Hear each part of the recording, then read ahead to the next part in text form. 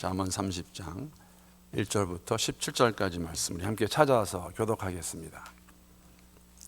여러분, 다음 주 화요일이 무슨 날인지 아십니까?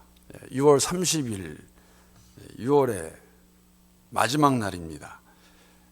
큰 의미는 없고요. 5월 1일부터 시작한 잠언서 묵상 마지막으로 하는 날이고, 7월이 되면 이제 우리가 베드로전서와 출애굽기를 함께 묵상하기 시작할 것입니다. 우리가 잠언서를 시작하기 전에 이미 알고 있었습니다. 잠언서는 지혜의 글이라고 그렇게 부르고 있고 또 많이 알려져 있는 책입니다. 그러나 이번에 묵상하면서 새삼스럽게 느낀 것이 있다면, 우리 삶의 모습이, 저의 삶의 모습이 정말 지혜로운 자의 삶의 모습이 아니라는 것, 다시 한번 묵상하면서 느끼게 된 것 같습니다. 물론 다른 성경의 모습도, 다른 성경의 말씀도 그렇겠지만, 잠언서는 어떻게 보면 정말 저희들의 삶과 직접적으로 연관이 있는, 말에 대해서, 물질에 대해서, 또 악한 자는 어떠한 자일까, 어리석은 자의 모습은 어떤 자의 모습일까, 그런 것들을 보면서 우리의 삶의 구석구석을 이렇게 까발려서 보여준 것이 아닌가 하는 생각을 가지게 되었습니다. 다 아시는 것 같이 시작할 때 말씀을 드렸고 다 알고 있는 내용입니다. 잠언서 1장 1절을 보게 되면은 잠언의 저자, 대부분의 잠언의 저자를 지은 사람은 이스라엘의 3대 왕이었던 솔로몬이었습니다. 우리가 알고 있는 것 같이 솔로몬은 어떻게 보면은 잠언서를 지을 만한 자격이 있던 사람입니다.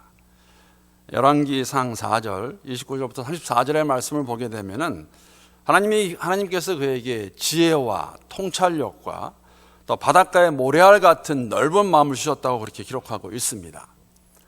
그러한 지혜에 관한 소식을 들은 정말 수많은 사람들이, 세상의 수많은 사람들이 그에게 지혜를 배우기 위해서 그에게 찾아왔습니다. 그는 평생에 아시겠지만 3,000가지의 잠언을 말했고 1,005편의 노래를 지었습니다. 그 중에 일부가 우리가 가지고 있는 잠언서의 내용입니다. 거기 보게 되면, 그 말씀 보게 되면 그가 그때 논하지 못할 세상에 타픽이 없었다고 말하고 있습니다. 무엇을 가져와도 다 해결해 줄 수 있고 말해 줄 수 있는, 그러기에 정말 잠언서를 지을 만한, 지혜를 거론할 만한 자격이 있던 자라는 그런 생각을 가지게 됩니다. 이러한 솔로몬의 고함을 들은 하나님께서는 덤으로 또 약속해 주시는 것이 있습니다. 그 말씀이 열왕기상 3장 12절부터 14절까지 나오는데, 거기에 보게 되면은 내가 내 말대로 하여 내게 지혜롭고 총명한 마음을 주노니 내 앞에도 너와 같은 자가 없거니와 내 뒤에도 너와 같은 자가 일어남이 없으리라. 지혜를 주십니다. 덧붙여서 덤으로 주시는 것. 내가 구하지 아니한 부귀와 영광도 내게 주노니 내 평생의 왕들 중에 너와 같은 자가 없을 것이라. 내가 만일 내 아버지 다윗의 행함같이 내 길로 행하며 내 법도와 명령을 지키면 내가 또 내 날을 길게 하리라. 말씀을 지키면은 부귀, 영광, 내 날을 더 하시겠다 하셨으니까, 길게 하시겠다고 했으니까 장수까지 주신 것 같습니다. 지혜를 구했더니 이런 모든 것을 덤으로 주신 하나님의 약속의 말씀 저희들이 알고 있습니다. 사랑하는 성도 여러분, 이러한 솔로몬이 자신이 쓴 잠언을 통해 지혜를 논하면서 지혜를 무엇이라고 말합니까? 우리가 너무나 잘 알고 있는 내용이죠. 잠언서 1장 7절을 보게 되면 여호와를 경외하는 것이 지식의 근본이라고 말하고 있고, 잠언 19장 10절을 보게 되면 여호와를 경외하는 것이 지혜의 근본이며 거룩하신 자를 아는 것이 명철이라고 말하고 있습니다. 지혜가 있는 자가 지혜로운 자지요. 지혜는 하나님을 경외하는 것이 지혜입니다. 하나님이 하나님 되심을 인정하는 자들이 바로 지혜 있는 자들입니다. 이 지혜 있는 자들이, 여러분과 저는 지혜로운 자들로서 어떻게 지혜로운 사람의 모습을, 삶을 살아야 될 것인가, 그 내용을 저희들에게 주고 있는 것이 잠언의 내용입니다. 근데 오늘 벌써 이제 30장까지 왔습니다. 아마 잠언서를 우리가 다시 한번 읽고 또 들으면서 묵상하면서 깨달은 것이 있다면, 반복하여 저희들에게 들려주시는 것은 지혜로운 자는 하나님을 경외하는 자, 하나님 말씀을 따르는 자, 의로운 길을 가는 자, 부지런한 자, 겸손한 자라고 이렇게 설명할 수 있을 것입니다. 이것을 만약에 이 모든 것을 압축하여 한마디로 표현한다면 이렇게 말할 수 있을 것입니다. 지혜로운 자는 곧 하나님께 순종하는 자이다. 말씀을 들었으면은 보여주셨으면 순종해야겠죠. 그대로 살아야겠죠. 이러한 모습 우리에게 반복해서 말씀해주고 있는데, 오늘 잠언은 조금 흥미롭습니다. 왜냐하면 오늘 30장의 잠언의 저자는 솔로몬이 아닙니다. 아굴입니다. 아굴이라는 자가 솔로몬 이 잠언을 기록했습니다. 31장은 루엘 왕이 기록했다고 되어 있고, 사실 잠언 22장 17절을 보게 되면은 제가 처음 시작할 때 말씀을 드렸는데, 어떤 잠언은 이름을 알 수 없는 자가 기록한 걸 저희들이 알 수가 있다는 것입니다. 사실 아굴도 이름을 알 수 없는 어떤 지혜자와 크게 다르지 않습니다. 왜 그러냐면 우리는 아굴이 누구인지 알지 못하고 있습니다. 그런데 오늘 본문 1절부터 4절까지의 내용을 보게 되면 아굴이 누군지는 모르지만 어떤 사람이었나 알 수가 있습니다. 어떤 사람이었나. 먼저 보게 되면은 아굴은 야게라는 자의 아들이었습니다. 야게도 저희가 누군지 모릅니다. 그리고 그 자신이 깨달은 지혜를 이디엘과 우갈에게 알려주었다고 이렇게 말하고 있습니다. 이디엘과 우갈은 또 누구일까? 아굴의 아들들일까? 아니면 그에게 잠언을 지혜를 배우게 온 사람들일까? 알 수 없습니다. 그러나 분명한 것은 그가 깨달은 지혜를 그들에게 알려줬다는 것이죠. 우리는 이것을 보통 훈계 또는 양육이라고 표현을 합니다. 아굴은 더 나아가서 그 내용을 보게 되면 스스로가 자신은 지혜가 부족하고 우둔한 사람이라고 말합니다. 또 자신을 얼마나 우둔한 사람이냐면 짐승과 같이 무식하고 지각이 없는 자로 묘사하고 있습니다. 더 나아가서 자신은 머리가 총명한 것도 아니고 훌륭한 스승에게 배운 것도 없다고 그렇게 자신을 소개합니다. 그런데 잠언에 들어가 있습니다. 4절 내용 보게 되면 어쩌면 그러한 모습이 진정으로 여러분과 저의 모습이 아닐까, 이렇게 아굴이 쓰고 있습니다. 하늘에 올라갔다가 내려온 자가 누구인지, 바람을 그 장중에 모은 자가 누구인지, 물을 옷에 싼 자가 누구인지, 땅의 모든 끝을 정한 자가 누구인지, 그의 이름이 무엇인지, 그의 아들의 이름이 무엇인지 너는 아느냐. 본인은 모른다는 것이에요. 아굴은 자신이 희귀한 영적 체험, 하나님의 신비를 경험해서 그런 걸 안다고 주장할 만한 사람이 아니라고 그렇게 지금 표현하고 있는 것이죠. 여러분 어떻게 생각하실는지 모르겠지만 저는 솔로몬보다는 아굴이 더 저의 모습 같습니다. 아굴과 같이 정말 아비의 이름이 나왔는데 그런 생각 해봤어요. 저 개인적인 생각입니다. 제 아버님 이름을 아는 사람이 누가 있을까? 저는 알고 있습니다. 주위에 있는 몇 사람 알고 있지만 아버님이 소천하시고 나면, 돌아가시고 나면 누가 제 아버지 이름을 알까? 누가 내 이름을 알아줄까? 내 딸들의 이름, 제 딸들의 이름 다 알고 계시지만 얼마나 기억하실까? 기억 못 하실 거예요. 즉 아굴의 모습이 내 모습이 아닐까?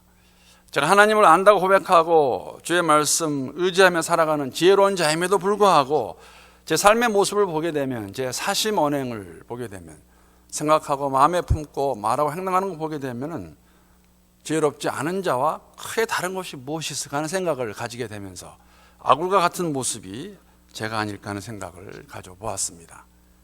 그런데 이런 아굴이 분명히 알고 있다고 주장하는 것이 하나 있습니다. 본문 5절 6절 말씀입니다. 우리 한번 함께 읽어보겠습니다. 시작. 하나님의 말씀은 다 순전하며 하나님은 그를 의지하는 자의 방패시니라. 나는 그의 말씀에 더하지 말라. 그가 너를 책망하시겠고 너는 거짓말을 하는 자가 될까 두려우니라. 사랑하는 성도 여러분, 하나님은 하나님이십니다. 그렇죠? I am who I am. 나는 스스로 존재하는 자다.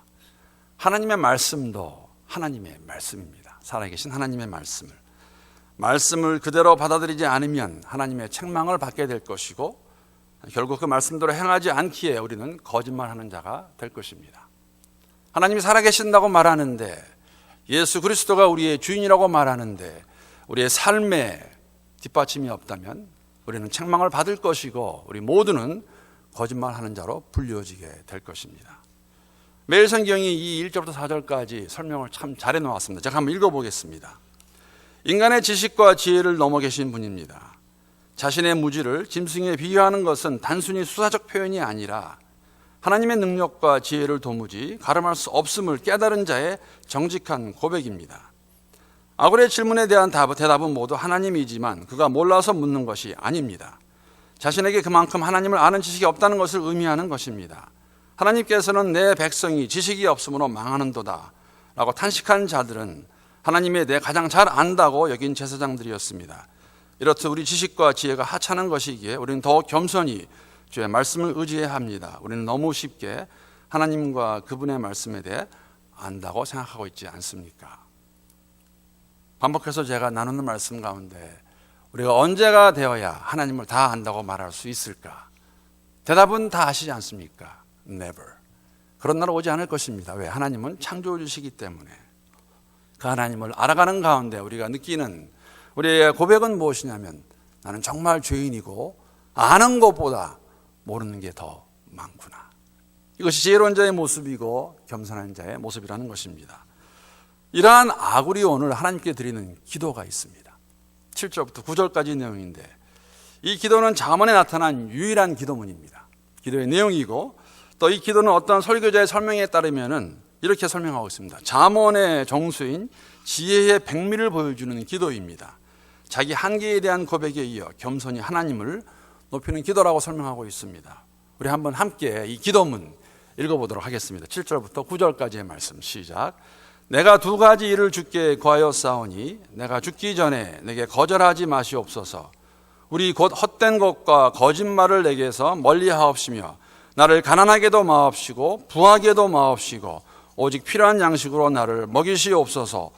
혹 내가 배가 불러서 하나님은 모른다 여호와가 누구나 할까 하오며 혹 내가 가난하여 도둑질하고 내 하나님의 이름을 욕되게 할까 두려워함이니이다. 여러분, 성경에는 여러 기도문이 나와 있습니다. 우리가 너무나 좋아하고 잘 아는 야베스의 기도가 있습니다. 축복 기도죠. 하나님이 어떻게 이렇게 정말 작은 자, 미천한 자를 축복해 주셨나. 야베스의 기도입니다. 히스기야의 기도가 있습니다. 하나님께 부르짖었더니 생명을 연장시켜 주십니다. 엄청난 기도죠. 엘리야의 기도가 있습니다. 기억하십니까? 하나님께서 힘을 주셔서 기도했더니 850명의 바알과 아사랴 신의 선지자와 싸워서 이길 수 있는 엄청난 기도. 이런 기도에 비하면 아굴의 기도는 정말 단순하고 소박합니다. 왜냐하면 그가 바라는 것 두 가지가 무엇입니까?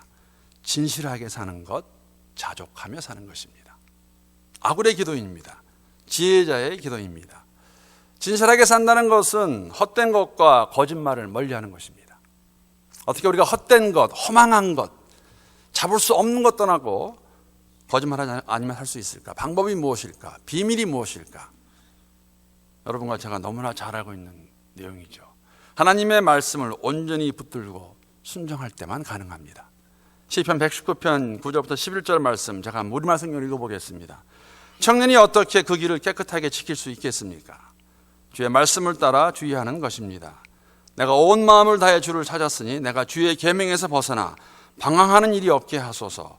내가 주께 범죄치 않으려고 주의 말씀을 마음에 품었습니다. 주의 말씀이 우리의 마음을 주장할 때에만 허망한 것, 헛된 것, 거짓말하지 않고 살 수 있을 것입니다. 우리의 마음이 주께 붙잡혀 있을 때. 여러분, 자족하며 산다는 것은 스스로 정해놓은 것에 대한 성취를 말하는 것이 아닙니다. 자족하는 것은 주신 분에 대한 감사의 마음입니다. 일용할 양식을 주시는 분을 전적으로 의지하며 살아가는 것, 일용할 양식입니다. 예수님이 가르쳐 주셨습니다. 우리에게 일용할 양식을 구하라고. 혹시 우리가 너무 배가 불러서 주님을 부인하며 하나님 누구냐고 없다고 하며 살지 않을까 모르기 때문에, 혹시 너무 가난해서 도둑질해서 하나님의 이름을 부끄럽게 할까 봐 우리에게 필요한 것은 일용할 양식입니다. 오늘의 족한 양식. 그런데 우리는 종종 자족이라는 그 단어 자체에도 내가 원하는 만큼을 받아야 자족했다고 말할 수 있는 것이죠. 우리에게 필요함을 주시는, 일용할 양식을 주시는 그 하나님께 나아가면서 자족하는 비결을 배워가며 살아갈 수 있는 우리 모두가 될 수 있으면 좋겠습니다. 사랑하는 성도 여러분, 만일 죽기 전에 두 가지 간구가 있다면 어떤 기도 드리시겠습니까? 하나님 들어주시겠다면 어떤 기도 드리시겠습니까? 저는 한 가지 제가 압니다. 평생을 기도하기 원하는 것, 마지막까지 이 여정을 잘 걸어갈 수 있으면 좋겠습니다. 여러분 안수산 씨 아는지 모르겠어요. 안수산 씨는 고 안창호 선생님의 장녀이십니다. 지난주에 제가 기사를 신문을 보다가 알게 됐는데 올해 100세로 돌아가셨습니다. 그런데 저는 뭐 안수산 씨 개인적으로 알지도 못하고 다 모르는데 다시 한번 제가 그 기사 읽으면서 이렇게 세상을 마감하면 좋겠다. 그 전날까지도 활동하셨어요. 낮에 주무시다가 조용히 가셨습니다. 육적으로뿐만 아니라 영적으로도 주님 만나는 그날까지 한 가지 간구가 있다면 잘 걸어갔으면 좋겠습니다. 넘어지지 않고 딴짓하지 않고 딴 것 보지 않고 주님만을 바라보며 살아가는 자, 그러한 자가 지혜 있는 자이고 지혜로운 자라는 것이죠. 사랑하는 성도 여러분, 여러분과 저는 하나님을 경외하는 지혜로운 사람들입니다. 이 지혜로운 사람들이 세상의 지혜, 사람의 지혜 따라 살지 않기를 기도하며 이런 우리 모두가 될 수 있기를 우리 주님의 이름으로 축복합니다.